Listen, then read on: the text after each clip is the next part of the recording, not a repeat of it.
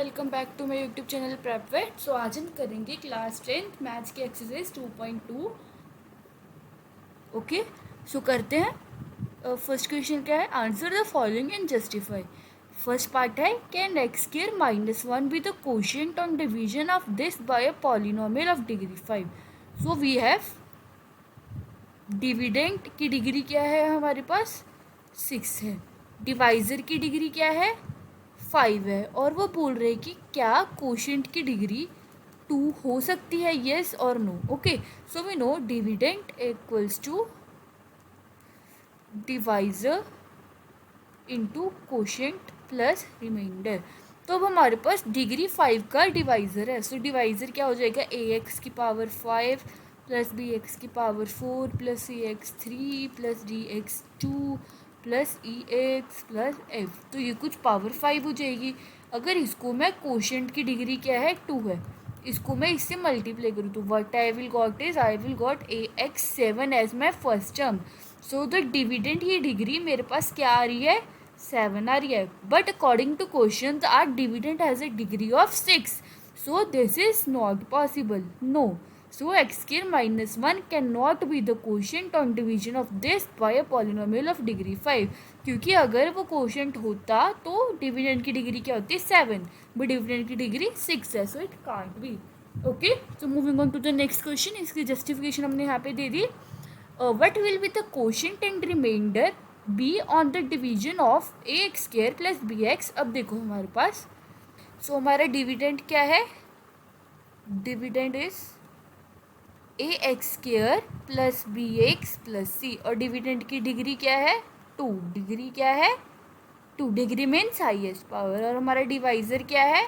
This term P x Q plus Q x square plus R x plus C. और इसकी degree क्या है? 3। इसकी डिग्री क्या है? 3। सो अब हमारे पास एक थंब रूल है। हमें फाइंड क्या करना है? कोशिएंट और remainder. We have to find quotient and remainder. So हमारे पास थंब रूल क्या है? इफ डिग्री ऑफ डिवाइजर, जो हमारा डिवाइजर है, अगर उसकी degree is greater than degree of dividend, कि अगर डिविडेंड की डिग्री छोटी है और डिवाइजर की बड़ी है, देन हमारा कोशिएंट क्या होगा? 0 होगा। कोशिएंट हमेशा 0 होगा। और रिमाइंडर क्या होगा? रिमाइंडर जो हमारा डिविडेंड है वही होगा।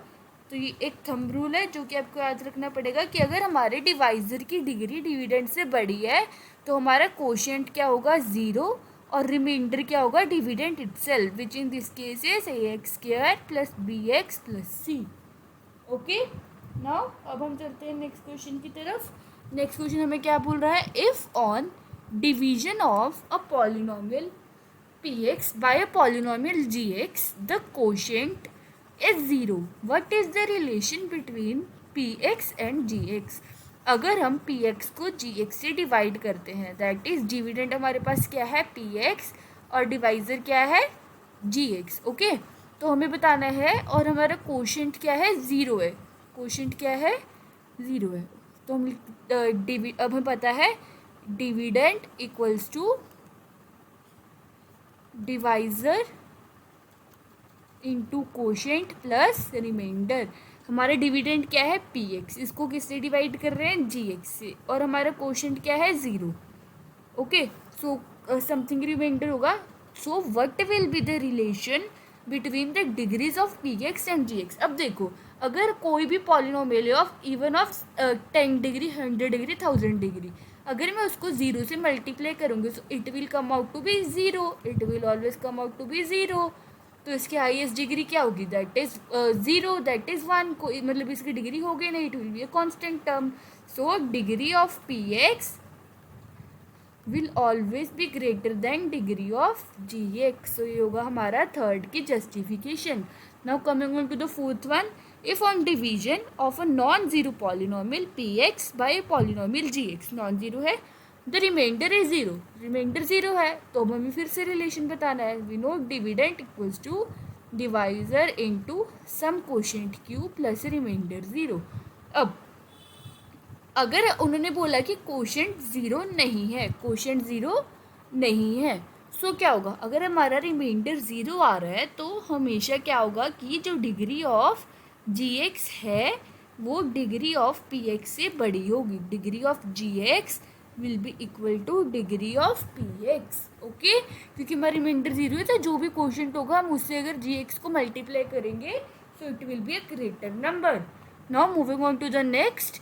Can the quadratic polynomial x square plus kx plus k have equal zeros for some odd integer k is greater than 1? For equal zeros का क्राइटेरिया क्या होता है? b square minus 4ac should be equals to 0. We have a in this case is 1, b is k and c is k. So b square minus 4k equals to 0. k common आ गया, k minus 4 equals to 0. k equals to 0 and k equals to 4. We have criteria in the question k for greater than 1. So उन्होंने क्या बोला कि odd integer, क्या किसी odd integer के लिए equal zeros आ रही है? No, it is coming for an even integer. So its answer is no and its justification is given here. So ये था हमारा 2.2 एक्सरसाइज का फर्स्ट क्वेश्चन. नाउ हम चलते हैं सेकंड क्वेश्चन की तरफ.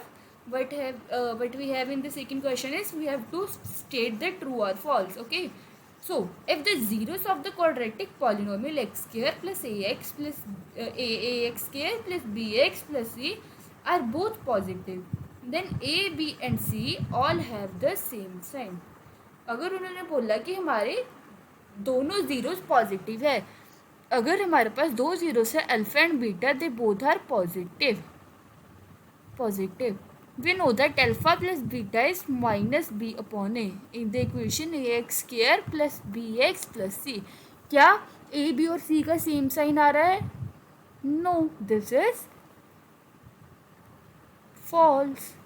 a, b and c not have the same sign. Why? Because यहाँ पे देखो अल्फा एंड बीटा दोनों पॉजिटिव है, पर b का साइन क्या आ रहा है? माइनस, और a का साइन क्या आ रहा है? Plus. Okay, so it is false. Now moving on to the next question. If the graph of a polynomial intersect the x-axis at only one point, it cannot be a quadratic polynomial. It is also false. अगर मैं कह रही हूँ कि हमारे quadratic polynomial with two same roots, तो वो तो x-axis पे एक ही पॉइंट पे इंटरसेक्ट करेगा, तो इट इज फॉल्स.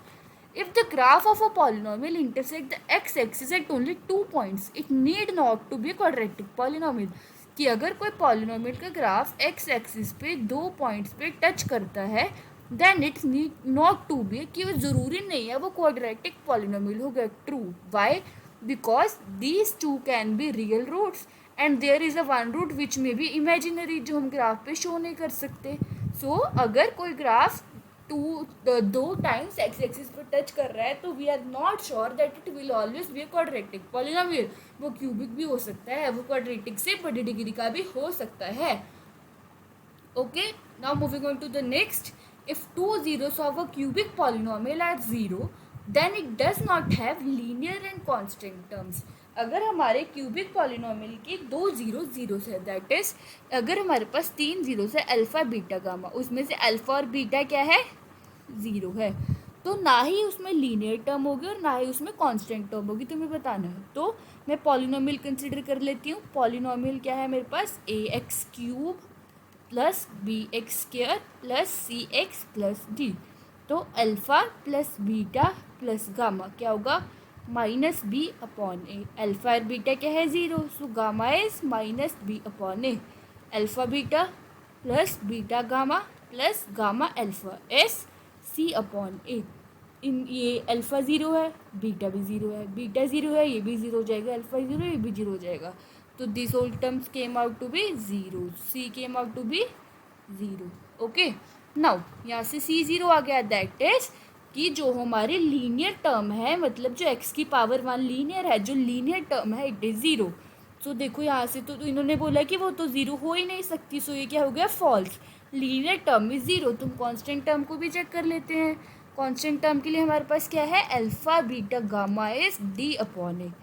अब देखो इनमें से अल्फ़ा बीटा 0 है तो ये पूरी टर्म 0 हो जाएगी. So D is 0. D is also 0. तो उन्होंने बोला कि लीनियर और कांस्टेंट टर्म को भी 0 हो ही नहीं सकती, बट ये तो 0 आ रही है. So this is false. Now अब हम चलते हैं नेक्स्ट क्वेश्चन की तरफ। नेक्स्ट हमारे पास क्या है, if the zeros of a cubic polynomial are negative then all the coefficients and the constant terms of the polynomial have the same sign. अगर हमारे पास अल्फा बीटा गामा तीनों नेगेटिव है तो जो उसके कोएफिशिएंट्स है और उसके कांस्टेंट टर्म्स है उन सबका साइन सेम होगा। तो अब हम इसको देखते हैं। तो हमारे पास अगर अल्फा बीटा गामा तीनों नेगेटिव है तो मैं एक इक्वेशन कंसीडर करती हूँ, plus B X square plus C X plus D equals to 0। So we have alpha plus beta plus gamma is minus B upon A. ये तीनों नेगेटिव है तो सम भी क्या आएगा, negative. Okay, and so B is negative. तो ये negative negative क्या बन जाएगा, यहाँ पे पॉजिटिव बन जाएगा। So we got that b is less than 0। अब हम करते हैं alpha beta plus beta gamma plus gamma alpha equals to c upon a. Now अब ये तीनों नेगेटिव है, देखो negative negative positive plus negative negative positive plus negative negative positive, तो ये क्या आ गया, सी अपॉन ए।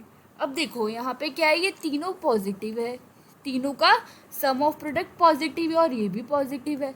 सो यहाँ से हमारे पास क्या आ गया कि ये जो सी है ये भी क्या, यहाँ पे क्या आएगा कि अगर हमारा तीनों नेगेटिव है तो ये क्या हो गया, अगर ये तीनों नेगेटिव और ये भी नेगेटिव आ रहा है तो हमारा बी क्या हो गया, पॉजिटिव। बी क्या हो गया, positive. Why, because this term is minus B upon A और यहाँ पे माइनस माइनस हमारा प्लस बन रहा है। ओके, तो अब ये हमारे पास सी क्या हो गया, सी भी पॉजिटिव हो गया। अब हम डी की बात करते हैं, alpha beta gamma is D upon A. ये तीनों नेगेटिव है, ये तीनों नेगेटिव है, but this is coming out to be D upon A. यहाँ पे क्या आ रहा है, माइनस और माइनस प्लस, सो डी भी हमारा क्या हो गया, पॉजिटिव हो गया। सो हमारे पास बी सी डी तीनों ही क्या आ रहे हैं, पॉजिटिव आ रहे हैं। So this is the fifth part is true, they all have the same sign. अब हम चलते हैं नेक्स्ट क्वेश्चन की तरफ। नेक्स्ट क्वेश्चन क्या है, if all the 3 zeros of this quadratic of this cubic polynomial, हमें क्यूबिक पॉलिनोमियल दिया है और इसकी तीनों जीरोस क्या है, पॉजिटिव है, इसकी तीनों जीरोस पॉजिटिव है। तो हमें बताना है कि क्या at least one of a b and c is non negative, कि इन तीनों में से कम एक तो नॉन नेगेटिव होगा ही। ये ट्रू है, ये फॉल्स है। ओके, सो करते हैं sum of zeros, alpha plus beta plus gamma is B A. Okay, ये तीनों पॉजिटिव है, ये भी पॉजिटिव है, so A is positive. Now product of roots is minus B. अब ये तीनों पॉजिटिव है और ये नेगेटिव आ रहा है, positive into positive, sorry here we have alpha beta plus beta gamma plus gamma alpha is minus b. so positive positive positive, तीनों roots positive है तो ये भी क्या आ गया, पॉजिटिव। यहाँ पे प्लस आएगा। ये देखो इसका फॉर्मूला क्या होता है, sum product of roots is minus B upon है। We have in place of minus B as minus C upon है, minus B, so minus minus plus, तो ये भी पॉजिटिव आ रहा है। B is also coming out to be positive. Alpha beta gamma is C, ये positive है, ये भी पॉजिटिव आ रहा है। सो एटलीस्ट वन नहीं, all 3 are coming positive, so it is true, a b c all are positive. Okay, now moving on to the last question of this exercise, we have the only value of k for which the quadratic polynomial this has equal zeros is 1/2.